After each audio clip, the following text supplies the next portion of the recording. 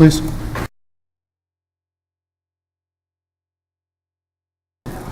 I pledge allegiance to the flag of the United States of America and to the republic for which it stands, one nation, under God, indivisible, with liberty and justice for all.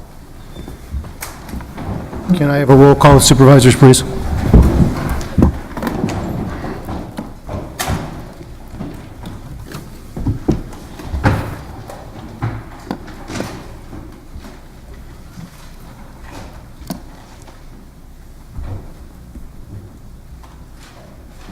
Supervisor Rodriguez. Sorry. Supervisor Rose. Mine seems to be missing. Okay. On purpose? Here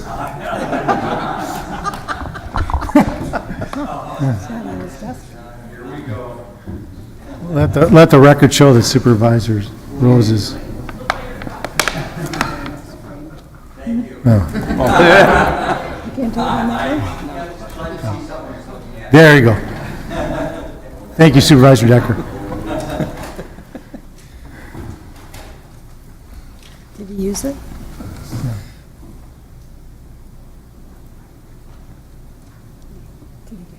Supervisor Rose?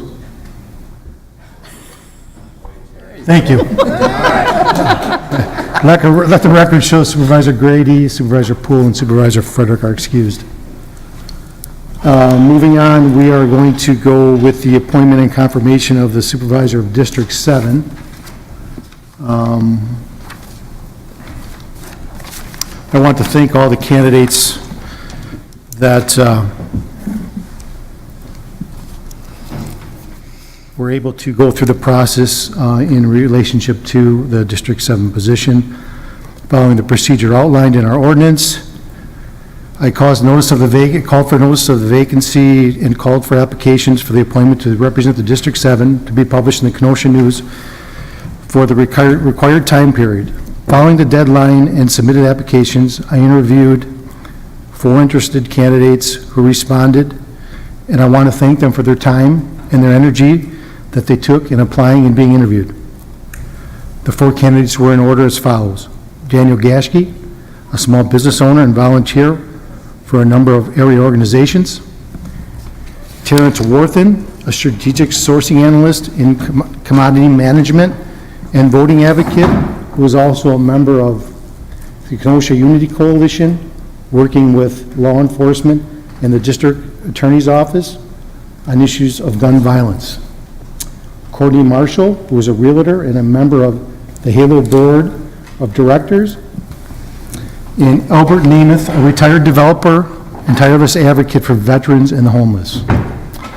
I wish to commend all these applicants on their commitment to their communities and their interest of serving the public and the public sector. Just as I did with the last vacancy, when I interviewed these individuals, I did ask them about their political philosophies or beliefs because I didn't think it was relevant to determining who could best serve in this position. I asked what nonpartisan meant to every candidate, because I truly believe that this board must be nonpartisan. After careful thought and review of the qualifications and of all of the candidates, I want to thank them tremendously for going through the process, but based on my belief of those and their characteristics, experience, and skill set would best serve the county board for the residents of the 7th District, I'm appointing Daniel Gashke as the 7th District Supervisor. Pursuant to our ordinance, he shall serve until his successor is elected at the nonpartisan spring election next year. Now, do I have a motion to confirm the appointment? So moved. Second. I have a motion by Supervisor Rose and a second by Supervisor Rodriguez. Is there any discussion on this appointment? Supervisor Rodriguez, you have the floor. Thank you, Mr. Chair, and thank you again, Mr. Chair, for taking the time to inform the supervisors and the public of who you decided to choose to fill Mr. Holman's seat. I did have an opportunity to speak with Mr. Gashke, and I think he's incredibly well qualified to serve in this capacity. Not only has he studied political science in college, operates a business in my district, just a few blocks outside of what will soon become his district. But he has showed me that he is committed to serving his community and his soon-to-be constituents in a way that not only reflects the best of himself, but the best of the county. And so for that reason, I urge my colleagues to vote in confirmation of him tonight. Thank you. Thank you, Supervisor Rodriguez. Seeing no other discussion in regards to the appointment, all those in favor say aye. Aye. Any opposed? The appointment passes. At this time, Mr. Geschke can come up. We will have the seating and the oath of office for the Supervisor of the 7th District. Do you want me to go down there or just Yes, do it please. from here? I just want to do That's what we do. it. Okay. This microphone's live, so. Just, Daniel, if you'd raise your right hand, please, and just repeat after me, or say your name. I, Daniel Gashke, having been duly elected having been duly elected, or appointed appointed to the office of County Board Supervisor, to the office of County Board Supervisor, District 7, District 7, but have not yet entered upon but have not yet entered upon the duties thereof, the duties thereof. swear that I will support the Constitution of the United States Swear that I will support the Constitution of the United States and the Constitution of the State of Wisconsin, and the Constitution of the State of Wisconsin, and will faithfully discharge the duties of said office to the best of my abilities. and will faithfully discharge the duties of the office to the best of my abilities. You're sworn in? Thank you, Supervisor Geschke.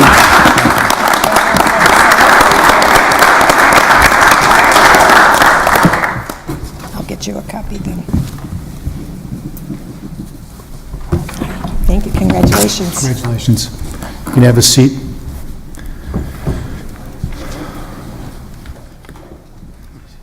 With that, we'll move on to citizen comments. Any citizens wishing to speak, you have 5 minutes. Please state your name and address for the record.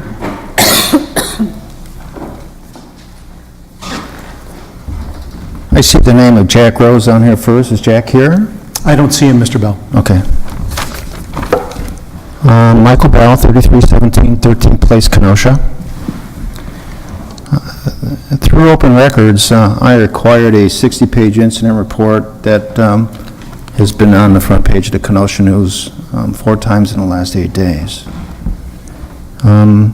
It concerns deleted emails. Emails that I've been calling for in my son's case that have been deleted for a number of years.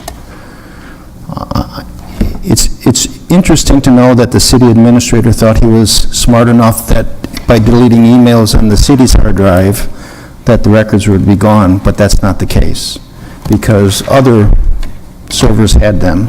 In front of you, I give you tonight an email that was received from an open records request to the Northeast Wisconsin Tech College. It's just one email, but it refers to 9 other emails that were not given to me under open records request from the city of Kenosha. And we all know that these 9 emails dealt with one topic, the weight of a bullet. But how many other emails have not been given to the Michael Bell family? Something that we've been seeking for a long time. And if the weight of a bullet can generate 9 emails, I have to ask how many more emails and other records were generated over the course of 3 years while the city of Kenosha and the KPD scheduled, scripted, and produced 2 reenactment videos used in the defense of a police homicide. The initial investigation lasted just 56 hours. I was on eBay the other day, or not eBay, but I was on Craigslist, and I seen something, and I said, my God, this is just too good to be true. And I knew there was something wrong. And a 56-hour investigation into a police homicide, you know that's just too good to be true. Somebody should have put their hand up and said, something isn't right here, what's going on? I have to ask you this. There are 2 bad apples. Were they acting by themselves? You had Mr. Passetti and Mr. Kirkman, or did Kenosha's IT tampering go beyond Passetti and Kirkman? And why would they delete emails in the Michael Bell case? Was it to bury a police homicide that had overwhelming evidence of a police cover-up?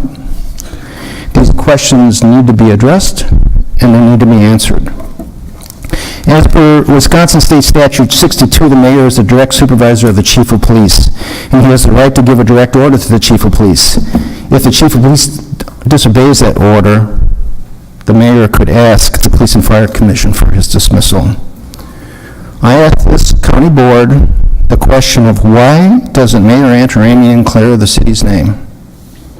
He knows if he was involved or not. To me, his silence implies his involvement, and he had a moral responsibility to ensure that a proper investigation into a police homicide was conducted. On Friday, there was a front page report in the Kenosha News in which DA Gravely has approached the Attorney General to conduct an investigation into this matter, into the IT investigation that sat on a district attorney's desk for 4 years, concerning 12 indictments against 2 public officials. DA Hansen has done the same thing, the Racine County DA. I ask you individually, as county board members, to contact Attorney General Brad Schimmel. I had an intimate discussion with him on Saturday for well over a half hour, and I would like you to ask Attorney General Schimmel to open the investigation into this matter and clear the city's name and the Bell family name, and ask who ordered the cover-up. With that, I thank you. Thank you. Any other citizens' comments? Citizens' comments. Any other citizens' comments? Seeing none, citizens' comments are closed. Moving on, announcements of the chair. I would like to welcome Victoria Desamoni from PDEC Committee. Thank you for being here tonight. Hopefully I said your name right. I want to also talk to the supervisors about this time right now during the budget. We've had budget hearings. I want all supervisors to go to as many budget committee hearings and the finance administration budget hearings next week. If you cannot make that, I understand there's time constraints. Please reach out to fellow supervisors and or the chairman of the committees to get any type of answers or questions or concerns that you may have answered. Also remember there is some paperwork in your budget books that questions for the administration in regards to the budget. You can also utilize that. So I do not want to see a lot of discussion the night of the budget. I believe the heavy lifting should be being done now and in committee, and that's all I'll say on that matter. Moving on, I have supervisor reports. Supervisor Rose, you have the floor. All right, thank you, Mr. Chairman. And I want to bring to the attention of the board a handout that was on your desk, which shows what the auction results were for October 2nd, 2018. As you know, the county board last year was very concerned about this issue, the unpaid taxes, the substantial amount, and I can say that the treasurer and the county clerk have done a very good job in pursuing that issue and bringing these properties which have delinquencies, tax-deeded properties, to auction, and this one is one for October 2nd. This is the way, if you look at the top left, you see auction results, and this will help explain it. The total auction results from that auction alone, $421,719.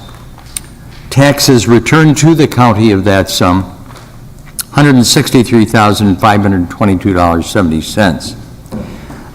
Various fees that the treasurer collected, $3,204.74. County clerk fees, $3,546.60. And then you'll see a section there, tax interest. That is sold, that is property, that is a profit on those taxes due, and that comes to some $174,726.34. So you can see that a substantial sum of money has been returned to the county for this auction.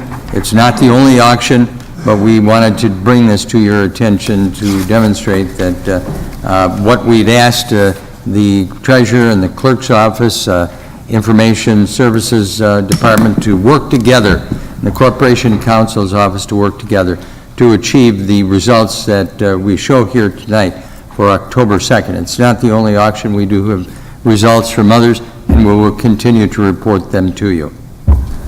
Thank you, Supervisor Rose. Supervisor Alderman, you have the floor. Thank you, Mr. Chairman. We, as Facilities and Public Works, last night held our budget meetings on the 5 divisions. We will be sending that to the Finance Committee next week with one minor $5,000 change, but no change to the amount in the total budget. So that's the 5 divisions last night unanimously approved by the committee. Thank you.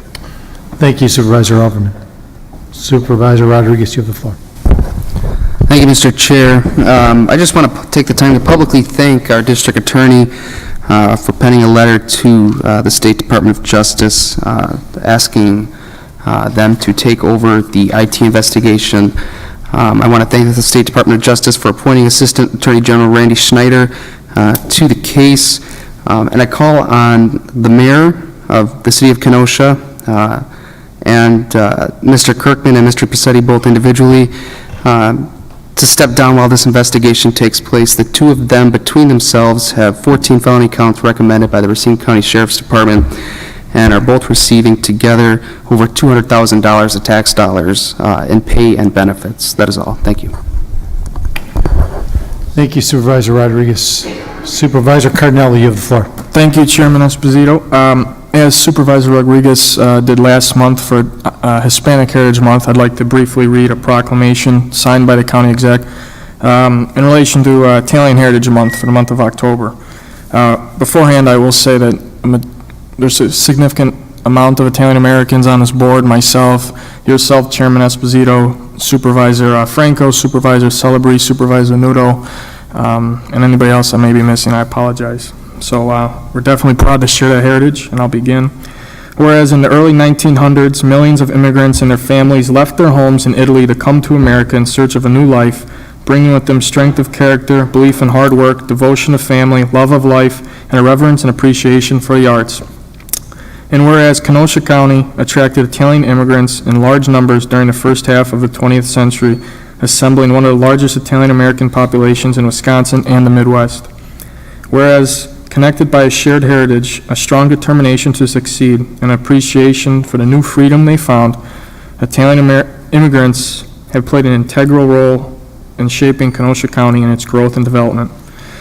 Whereas Italian Americans are filled with pride and gratitude for family and an ancestral culture which, through our generations, has greatly influenced almost every aspect of our community's culture, including education, language, history, food, business, music, sports, and government. And whereas each year the President signs an executive order designating October as National Italian American Heritage Month, and is most definitely appropriate for Kenosha County to join in the celebration of Italian American culture. Now therefore be it known that I, Jim Cruiser, Kenosha County Executive, do hereby proclaim October 2018 as Italian American Heritage Month. Thank you. Thank you, Supervisor Cardinelli. Supervisor Sklitsky, you have the I floor. just have a quick question from the chair to the chair of the Finance Committee. Could you specifically, to the board, let us know where is the balance of the auction going to be deposited as far as the account, and will that affect this year's budget total? Where does it, first question was, where does it get deposited? Yeah, is there a specific count? Is there a specific fund? Is it going back in the general fund? And then will the levy be affected by the $174,000? Well, I think whether the levy is affected is a question for the committee and this board at budget time. Where it's deposited, as I understand it, that goes into the treasurer's account, and she has a number of banks, I believe, that they deposit the money in. Perhaps the clerk can be more specific than that. That's not something as a county board chair or finance committee chair we're particularly involved in, but I'm confident it goes to the right place. Clerk, can you answer that? It does all go back to the treasurer's office, and she disperses it. She'll pay out the specials to the city that are owed, and so it goes into all different accounts. Okay, thank you. What bank was it? I thought that's what his question was. No? Just, I didn't All know if it was right. coming Just from where it general goes. fund or Very not. good. Okay. Thank you. Thank you. That's it, Supervisor Sklitzky? Okay, thank you. Supervisor Newell, you have the floor. Thank you. The Legislative Committee at the meeting tonight, and we went through the budget. It was very hard budget to discuss, but at the end, it was sent to Finance with a unanimous vote. Thank you, Supervisor Newell. Seeing no other lights, moving on, supervisor reports are over. County Clerk. Ordinance 14 from Legislative Committee, an ordinance amending MCKC Chapter 2.041A4, County Board Rules of Procedure relating to elections of chair and vice chair. Nudo, yes. Berg, no. Cardinelli, yes. Franco, yes. Boyd Frederick, yes. Hallman, excused. Nordigan, yes. Supervisor Newell. Move ordinance 14. I have a motion by Supervisor Newell and a second by Supervisor Nordigan. Supervisor Newell. Thank you. This ordinance is to modify the process of electing chair and vice chair of the county board. In the event there is more than 2 supervisors that choose to pursue the position of either chair or vice chair.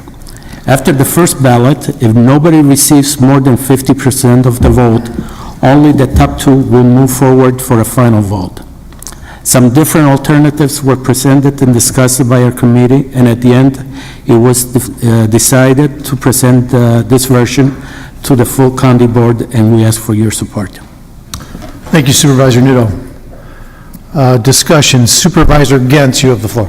Thank you, Mr. Chairman. This is an I put this resolution through, and basically it's so that we don't have to have any finagling in between. I mean, we could have went on the last one, we took 5 or 6 votes, it was a waste of time. So what we wanted to do is make it almost like a primary, so the top 2 move on, and then, which is what the 3 of us thought when that was going to happen last time. So I just wanted to clean that up so we didn't have anything going forward. Not that we have a lot of 3-person races, but I just wanted that squared away, so thank you. Thank you, Supervisor Gens. Supervisor Rose. Before we quickly change our rules, I'd like to know what the problem is that we are addressing.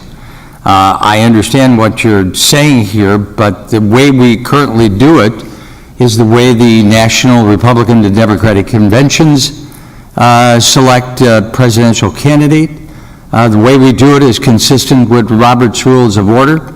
The way we did it this last time, I saw nothing wrong with the numerous ballots here that were presented, and it gives everybody an opportunity to run and persuade others of the merit of their positions. So while I understand what you're trying to do, I don't know that streamlining anything here is addressing any kind of problem. I believe in fixing a problem where a problem exists. I don't know where the problem is. And the people that were elected were duly elected, and whether it was on the 2nd ballot or 5th ballot, that's what we're here for. I see nothing wrong with the way that we're doing it now, and so I'm not going to vote in favor of changing the rules because I don't think that there's any problem with the way we are doing it. Thank you, Supervisor Rose. I was going to do this earlier, but I'll do this right now. I'll have Corporation Counsel speak to the discussion we've had on this, since you brought up Robert Rules of Order. Okay? Corporation Counsel. Thank you, Mr. Chairman. I was asked about the provisions in Robert's Rules. Robert's Rules for nominations and elections describe a couple of different avenues for doing nominations, but it indicates whichever one of the preceding methods of election is used, if an office remains unfilled after the first ballot, as may happen if there are more than 2 nominees, the balloting is repeated for that office as many times as necessary to obtain a majority vote for a single candidate. When repeated balloting for an office is necessary, individuals are never removed from candidacy on the next ballot unless they voluntarily withdraw, which they are not obligated to do. The candidate in lowest place may turn out to be a dark horse on whom all factions may prefer to agree. It does indicate in a footnote An organization could suspend the rules or adopt a special rule of order so that the nominee with the fewest votes is dropped from the list of nominees for succeeding ballots in the expectation voters will then confine their choice to the remaining nominees. What that essentially means is that you could suspend the rules and say, we're only going to move two forward, but that in and of itself, they're indicating, wouldn't prevent someone from casting their ballot for that third place candidate going forward. Only a bylaws provision, however, could make the dropped nominee ineligible for election so as to render illegal any subsequent votes cast for that nominee. Essentially, as I indicated at the Legislative Committee, it's my opinion, based on the discussion in Roberts, that certainly the preferred method, the default method of doing things is the way we do it, which is continuing to ballot until a candidate gets an absolute majority. Again, obviously, at any point, a candidate is free to drop out, and it is clear that we could set our bylaws or our rules to provide for the procedure that's being proposed here, but it's certainly not the recommended procedure under Roberts. Thank you. I wanted to clarify that for the body before moving forward. Supervisor Rodriguez, you have the floor. Thank you, Mr. Chair. I won't echo completely Supervisor Rose's comments, but I do agree with them. With my time on the Legislative Committee, myself and Supervisor Berg voiced opposition to this. I don't think it's warranted, and I could be wrong, but through the chair to Corp Counsel, does this ordinance draft address the issue of, now say I'm that third person that gets dropped off, I could still vote for myself, or does this draft not allow that? Because if it doesn't, then to me, we're still not solving the issue here, and an issue that I don't think really exists. I guess my answer is I believe the way it's drafted, it would be providing that only the top two candidates would be eligible for election. Okay. Even with that, I urge my colleagues to vote this down. I don't think this is an issue that stands in front of us and warrants changing of our rules. Thank you. Thank you, Supervisor Rodriguez. Supervisor Berg, you have the floor. As Corporation Counsel stated, that's exactly the reason why I did not support it in committee, and that's why I will not support it now. It negates Robert's rules. If I'm correct, we would not have Abraham Lincoln as a president had they changed the rules back then to fit what's being proposed today. Thank you, Supervisor Berg. Supervisor Gantz, you have the floor. Thank you, Mr. Chair. Through the chair to Corp Counsel, have Robert's rules ever been modified in any way to fit this county board or any other organization? I mean, are Robert's rules of order law? No, Robert's rules are Did it state right in what you read that you can adopt other things if they make sense? I mean, I have no agenda for this. I don't really, I don't have an agenda for putting this forward. It just makes sense to me that the two move forward so you don't have any backroom meetings or have to, I mean, we could have went on with what we were doing for an hour and a half. I mean, it just cleans up the process to me. I don't understand why this is such a big deal. You vote it down if you want. It doesn't matter to me. I don't have an agenda for it, but to me, it just cleans up the process. Thank you. Thank you, Supervisor Gantz. Supervisor Franco, you have the floor. Yes, thank you. I agree that Robert's Rules of Order should be the default position. However, in the present way that it's situated, theoretically, let's say, what happens if no one decides, there's three people running, no one decides to withdraw? We just keep going, 7, 8, 9, 10, 11, 12, 13, 14, 15. And so there's no solution to the problem unless someone willingly steps down. If no one willingly steps down, we could be doing this all night. Whereas if you just take the top two, it automatically eliminates one person, therefore other people would have to vote for one of those two. It's a direct way of resolving a problem that could endlessly go on. Now, obviously, I think we went 7 rounds, if I'm not mistaken.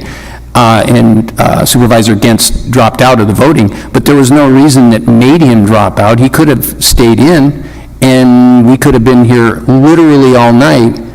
And then what do? We put pressure on people to drop out because we're tired and we want to go home? I don't know. It seems like a practical solution. I agree that Robert's Rules of Order should be the default position, but practically, hoping, that's what we're really doing, hoping that someone drops out is not a solution, because no one has to drop out. But if 3 people are running and the top two vote getters get, a win, then that is a solution, because now you have fewer people running and more people voting for those two, and you would resolve the problem in a much more quicker way. I'm going to vote for the resolution. That's it, Supervisor Franco? Yeah, I'm done. Thank you. Supervisor Rodriguez. Thank you, Mr. Chair. Through the Chair to Corp Counsel, is it common practice that either this body or any other bodies throughout the state commonly change their rules to essentially go against Robert's rules? I mean, I don't know if I can speak to general practice. I can certainly say that Robert's Rules is designed to be a guide. Our rules themselves indicate that, and I don't have them in front of me, but the gist of it is that unless there is a rule to the contrary, we follow Robert's Rules. It is probably not uncommon for bodies to create their own rules using this as a guide, but if there are particular idiosyncrasies or aspects of that body's procedure, they certainly have the ability to direct their own rules. But typically, a governing body, whether it be a county board, the city council, what have you, they follow Robert's rules for the most part. To the best of my knowledge, it tends to be the guide, yes. Okay. Thank you. And then, on a final note, I don't think we would have been here all night. Somebody eventually drops out. But with that, I really don't, I know my constituents don't care how long I sit in this seat. If it's 1 hour, 2, 3, 4 hours, they elected myself, and I think they elected all of us to do a job regardless of how long that takes. Thank you. Thank you, Supervisor Rodriguez. Supervisor Rose, you have the floor. Just one other point. I can't imagine that we would have been here all night balloting some 30, 40 ballots with the size of this board. If we had to leave here and then I went to the courthouse the next morning at 8 o'clock to handle a case, highly unlikely. These are those kind of examples of parade of horribles that never exist. If a person wants to run, let them run, and let the group here decide. This is not that complicated, and let's just proceed with the way we've been doing it. It's been working, so why change? Thank you, Supervisor Rose. Vice Chair O'Day, you have the floor. Thank you, Chairman. Because I was a party to this voting thing, I have a feeling that I should just abstain. I just want to let you know that that's a possibility, because I don't care either way. It really isn't going to matter much. Okay. Thank you. Thank you. Right now, I'm going to clear the board. If there's any other discussion on this matter, any other supervisors have any other discussion on this matter? Seeing no lights, this is a 2/3. Okay. I'll let you go 3. You should go 2, but I'll let you go 3.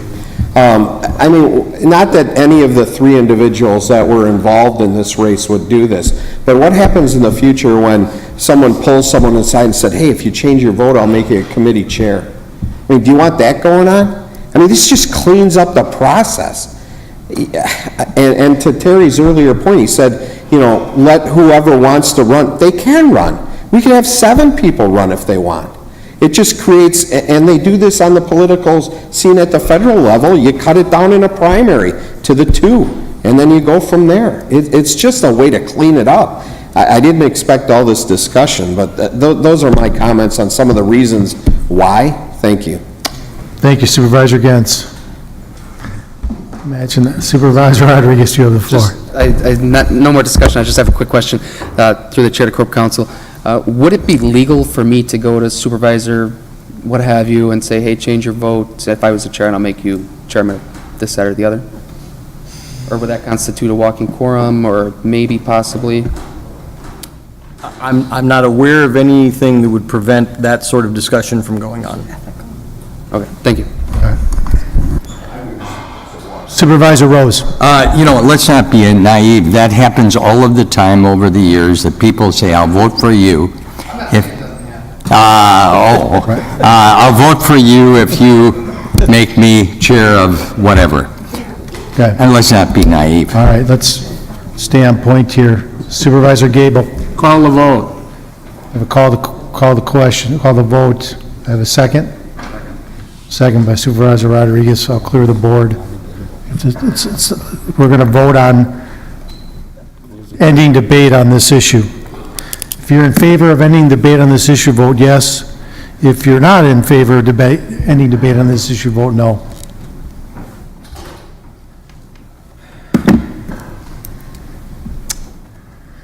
We will end debate.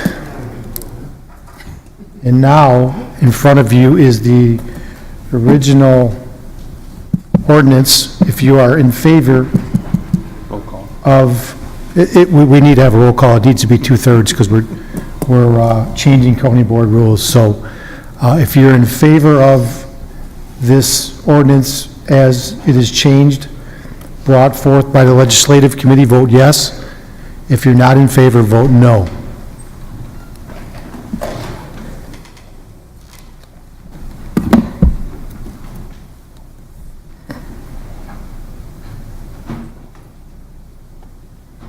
Supervisor Skalitzky. Yeah, I know. Okay. Just making you aware. Sometimes they don't work. Failed. It failed.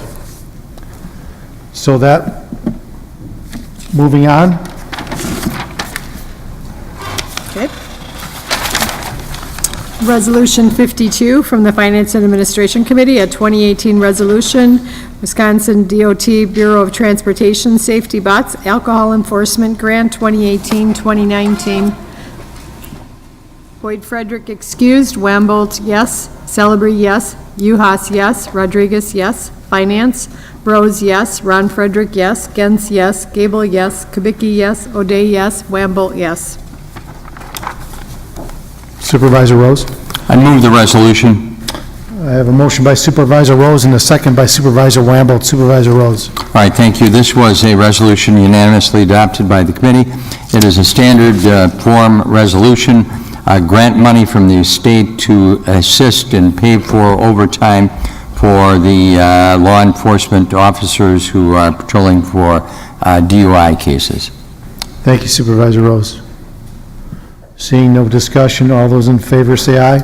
Aye. Any opposed? Resolution passes. Resolution 53 from Finance and Administration Committee, a resolution to approve the appointment of Clara Lynn E. Teppa as Director of the Kenosha County Division of Human Resources.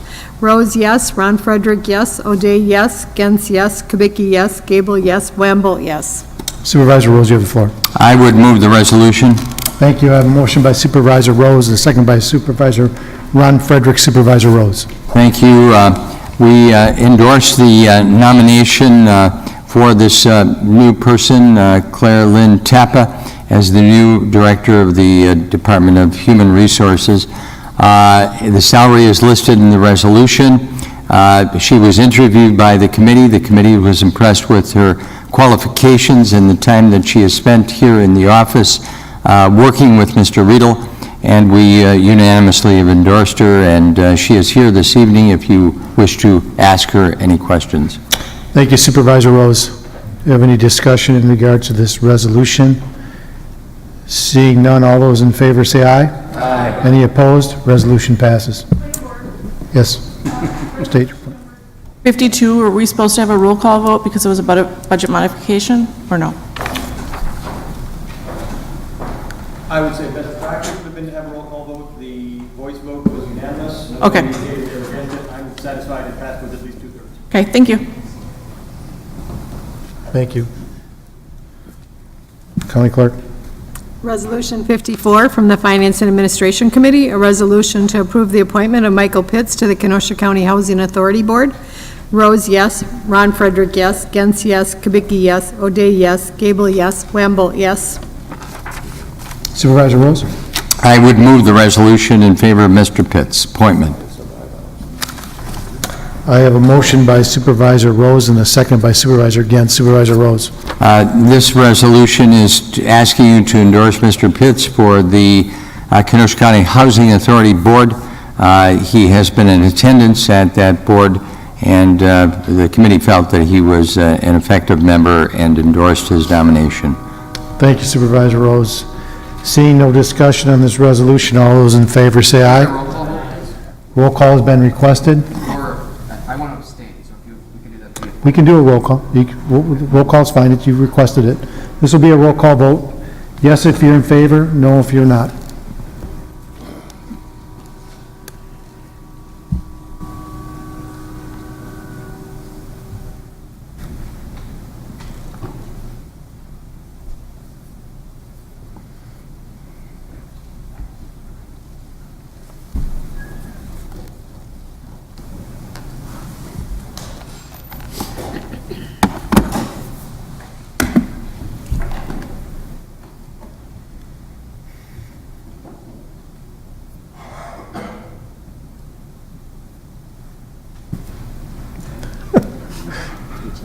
Seem to have some technical difficulties tonight. Resolution passes with one abstention. Resolution 55 from the Finance and Administration Committee, a resolution to approve the appointment of Milla Slavic to the Kenosha County Library System Board. Rose, yes. Ron Frederick, yes. Gens, yes. Kubicki, yes. O'Day, yes. Gable, yes. Wamble, yes. Supervisor Rose, you have the floor. I would move Resolution 55 on behalf of the Finance Committee. Thank you. I have a motion by Supervisor Rose and a second by Supervisor Kubicki. Supervisor Rose. Again, she met with the committee. She was questioned by the committee. We found her to be qualified. She is succeeding Ellen Kupfer and is a new appointment, and recommend her to this board. Thank you, Supervisor Rose. There is some discussion. Supervisor Nordigan, you have the floor. Does the County Library System Board have any jurisdiction over the community library in Salem Lakes and Twin Lakes? I must abstain. Okay. So with that, I appreciate your abstention. Seeing no other discussion on this, all those in favor say aye. Oh, a roll call has been requested. Yes if you're in favor of the resolution, no if you're not.